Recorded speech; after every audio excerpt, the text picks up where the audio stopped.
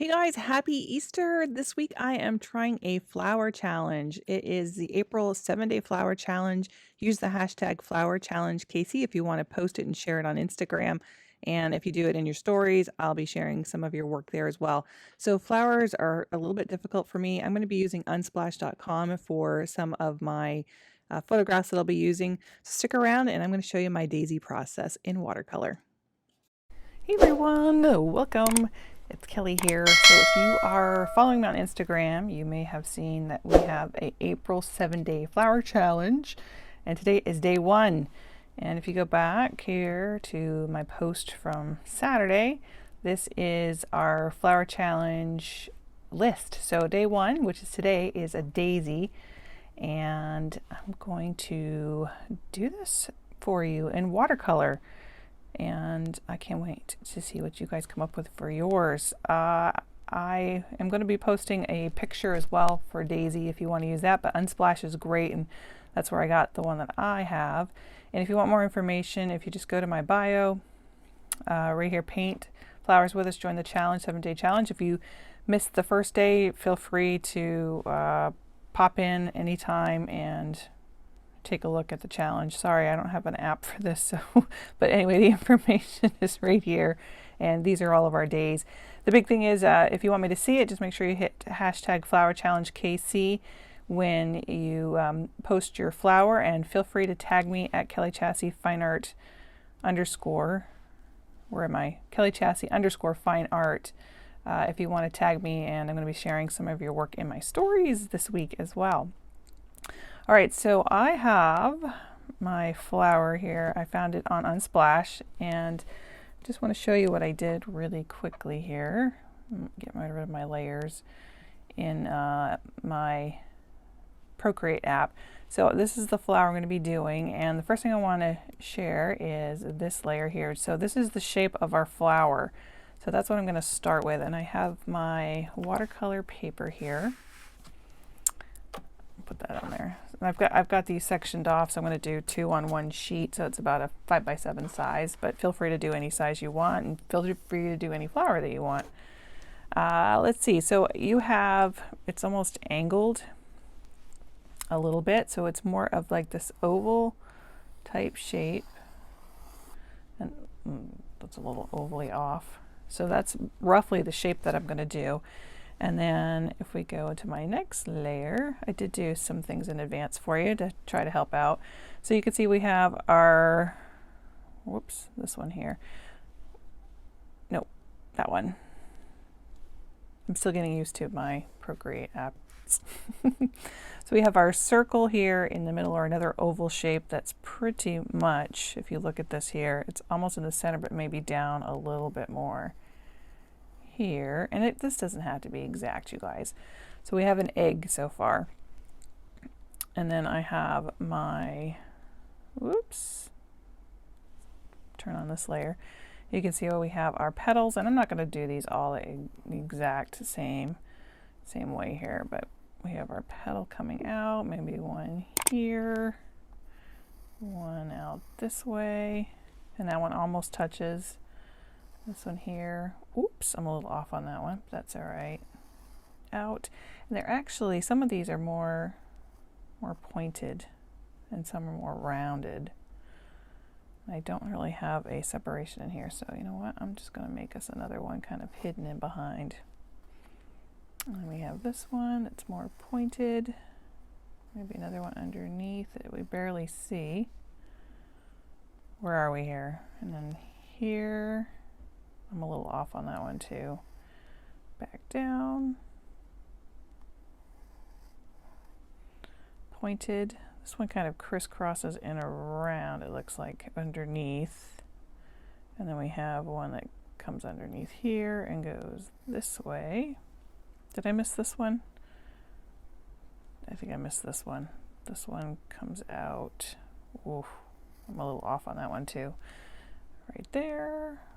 This one is here. Again, not going all the way out to the edge, but I did it. Nobody's gonna know, right? You guys will know. Shh, don't tell anybody. Oh, I was looking at the picture. fill that one in. And then these are more rounded like this. These are actually more joined, so I'm going to make that petal a little bit bigger. So pretty close, right? Let's see, and then I think we're just going to start to paint after this. If this is the center area here, where you can see the difference between its very small little bumps in here, and these are a little bit spaced out, and you see some dark areas in here. So we've got our basics, and I'm going to turn off all of these so we don't have to look at that. Whoops, not all of it. So we're back to our photograph here. And then what I want to do is I want to erase these pencil lines. Now another thing you can do, and I have them here, like if I know what color background I wanted to do, if I wanted to do a blue background, you could use your watercolor pencils for this and draw it in, and then everything that's white, you just leave white, and then you do a few little touches of the gray in here. But you can also mask this out if you wanted to, but because I'm trying to do this as a short type painting, I'm going to do it the quick way. We're not going to use any masking fluid. We're just going to leave our white spaces white. And I'm just going to lightly erase some of these pencil lines here. I hope you guys can see that okay, because it's not real dark. I may darken mine up just for you guys, so you can see it really well. You'll notice too, I always use I'll use a brush, just a nice fluffy brush to get rid of those little pencil lines, only because if I do this, sometimes I have stuff on my hands or I have paint somewhere. So this, I just find it easier to brush those little marks away. You'll also notice that I don't use the artist eraser, those kneaded erasers. I just use my polypropylene eraser. Now this might be a little bit more difficult on some of the less expensive papers. I forgot to tell you what paper I'm using. I'm using, it's upside down, but I'm using the Legion paper, cold press. This is 100% cotton paper, which I absolutely love. If I'm doing commission pieces, I will usually use my Arches paper. But for, for practice or for, I mean, this is fine as well as commission pieces if you wanted to do it on there too. It's nice quality paper. But that's just my preference. Always preferences with art. All right, I think I've got most of that. I'm going to probably color in a background later, so. Pencil lines, I'm going to leave them here. If I were to do this for myself, I would probably go even lighter than this with a pencil and maybe take my just eraser and erase it lightly, but I want you to be able to see it, so I'm going to leave it a little bit darker. And it's okay to show pencil lines with your watercolors. So the first thing I'm going to do is basically I'm going to think about leaving these all white, right? And some of it does have a little touch of gray in there, so I think I'm going to start out with a little bit of that gray to begin with. And what am I going to use for brushes today? Let's see. I've got these. Where are they? My new brushes from the squirrel hair brushes. If I can find it, I've been using it. I moved my paint brushes around, so now I'm like, oops, where is that one? That's not it. 1, 2, that's a big one. I don't want the big one. That's a 10-inch round. I'm going to try a 10-inch round. I'm going to challenge myself. Now these do have a nice tip on the end of it. So if I use that tip, I can get into those smaller areas. So let's try this. Challenge myself. We'll try this with one brush, see how we do. I have my water here, and I should have 2 glasses of water, but I didn't grab my second one, so that's okay. You'll also see my palette is a complete mess here. I have some black gouache in there, and I'm not going to use that for my gray because it's more chalky consistency. So I'm going to mix up a little bit of my own. My favorite way to mix up my black is just to use a little bit of the ultramarine blue and burnt umber. And I'm going to go over here. I should have cleaned my palette too, but I didn't. Don't judge, right? Who cleans their palette? You guys clean your palettes? I don't do it unless I absolutely have to, because I use all of those little colors when I'm working with my art. So I see I have a nice little line here, another one on this one, maybe a little bit here for in the middle. It's a little darker. And I'm going to thin that out a little bit more because I see this one is a little bit more gray on this side. And this one is a little gray here. You can also cover up some of those little lines by using this as well. Gray there, in between. I'm just going to give it a little bit of color. Some of this is a little bit darker, like right in here. So you'll notice all I'm doing is I have my line in there, so I wet that area, and I'm just going to go in and tap in some of that darker area right near the edge here, because I see it's a little bit darker here. And then this stuff is lighter on the end. And I'm going to rinse that darker one off. Let's see, we have it really dark under this one too. And this one here is almost all dark. We'll leave a little highlight on the end there. Ooh. And we've got a little bit in here, just a couple little spots. And a line that comes out here and very faint. Can soften that a little bit, just adding a little water to that. And then on this one, I've got like a little lip here. Maybe on the end, just a tiny bit. I think I missed one. I missed a couple petals. Again, not too concerned about it. We'll just go with what we have. A little dark there. A little dark here.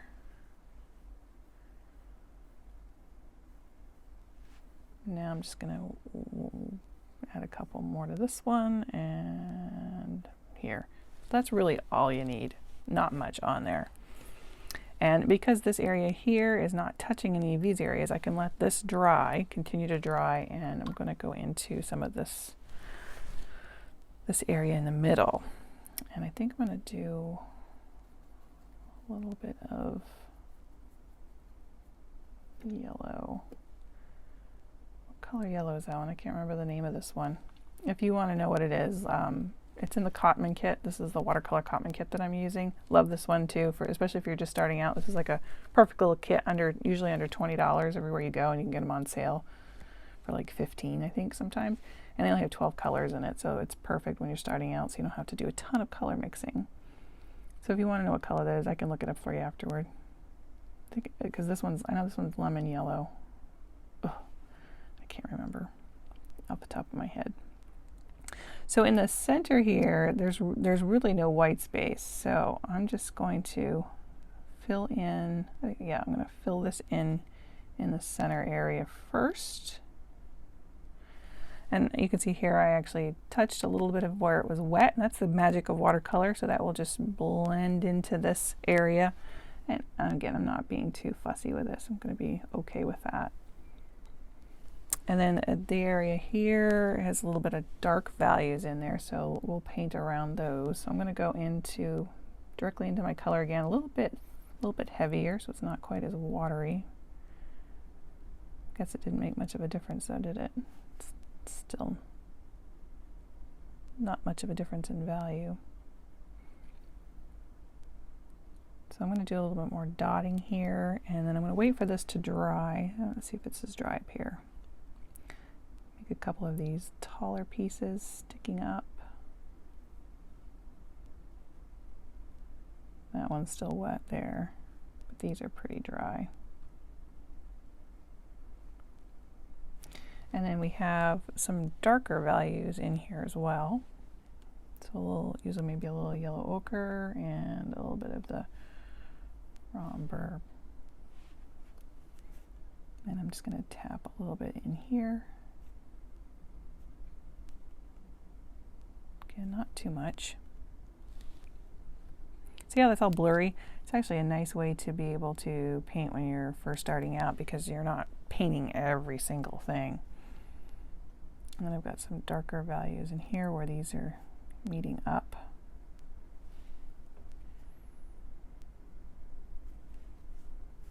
And it looks like there's a little bit of that same dark value here.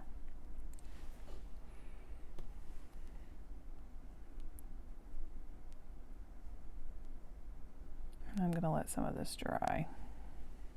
It's getting really wet now. All right. You know what?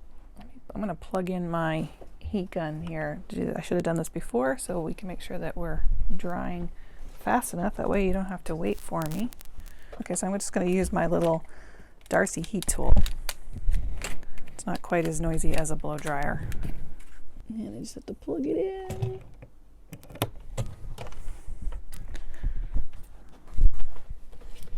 That's what happens when you do things live. So if I decide not to do this live, I can put this up later with this off, the sound off. All right, so I have dried the whole area, and now I'm going to just fill in. I can't really see the bottom of this, but there might be a little stem in here. I'm going to fill in the background area first. So do I want to make that black? Well, let's just do it black because I think that's really going to pop it out, go close to what we've got in the original. Now I'm going to mix up my black gouache for this because it's nice and dark. And you could just wet the area first if you wanted to, but I'm not going to do that. I'm going to go in and around as careful as I can. And I'll work in little sections at a time, trying to keep all of this wet if I can.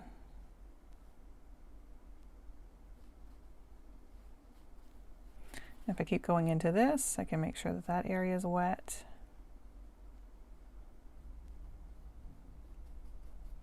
I don't want to have any hard edges on here.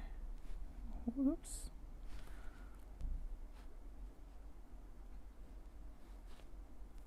Messed up that one, didn't I? Again, I'm trying to hurry. I just paint quick anyway. It's kind of my thing. This is a little bit darker.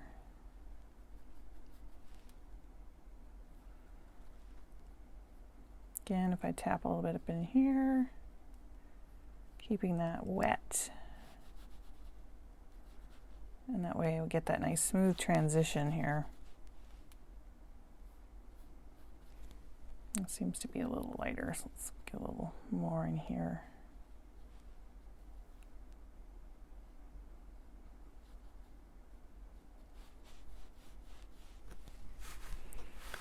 And scrub this in here a little bit more.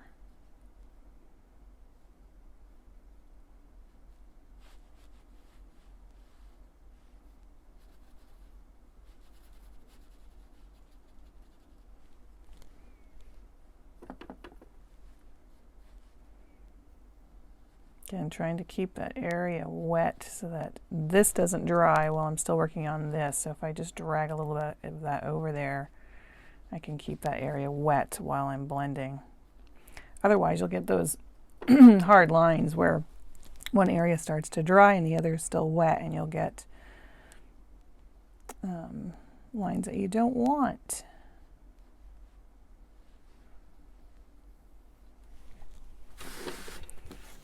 Let me turn this way. Now when you do yours, take a little bit more time. Losing my voice. Oh, I cut that one off too. Oops. I'm trying to go up, right up to those pencil lines. That way I don't have to worry about them. Now I'm going to have a hard edge here because I wasn't fast enough. Let me see if I can scrub some of that out.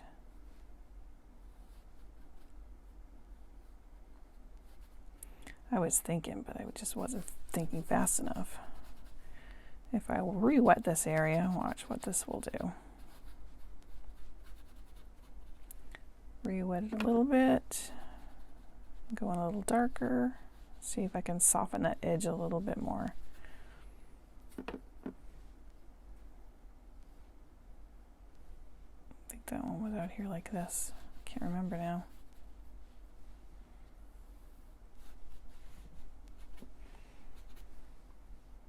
Let's go a little darker here. And I'm going to try not to do this too much because you can see I'm starting to get dried edges here, and I can end up going around this entire thing all over again so if I'm not careful. So I'm going to go with some clean water. Whoops.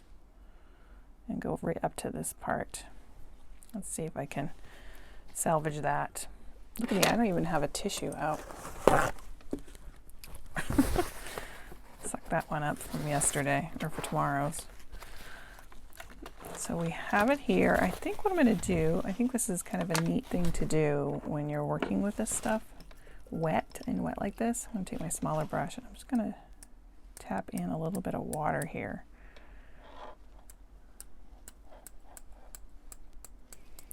And I love what this does. It will bloom out and it should give you some nice little light areas here and there. Especially where it's still wet. It may take a little bit to bloom. Might get too much in there too because you can't see it yet. Let's leave that. See what I was going to do for a second. I can always go back in here if I wanted to and add just a few more. I even see a little bit of green in here.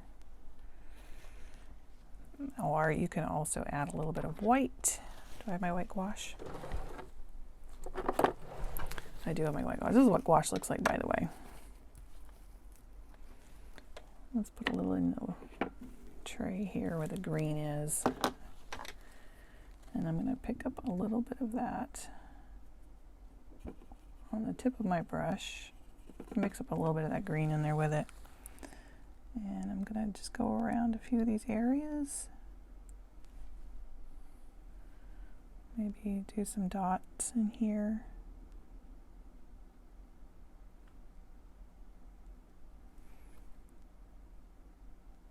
If I can use the tip of that brush a little bit better.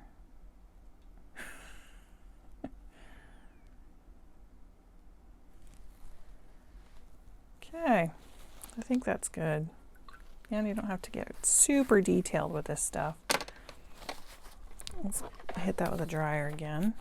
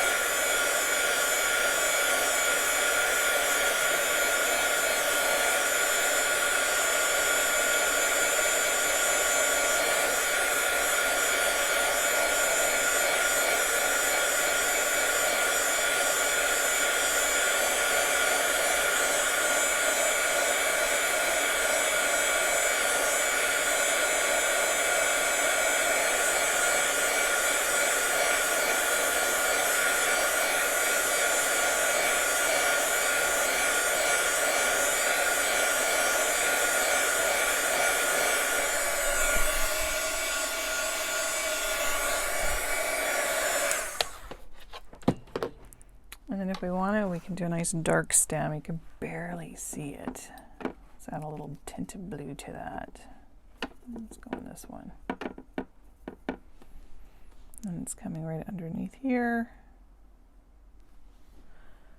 And then I just like that color, so let's go in. This is where I start to get detail. I'm going to try not to do that for you guys. It's so hard for me.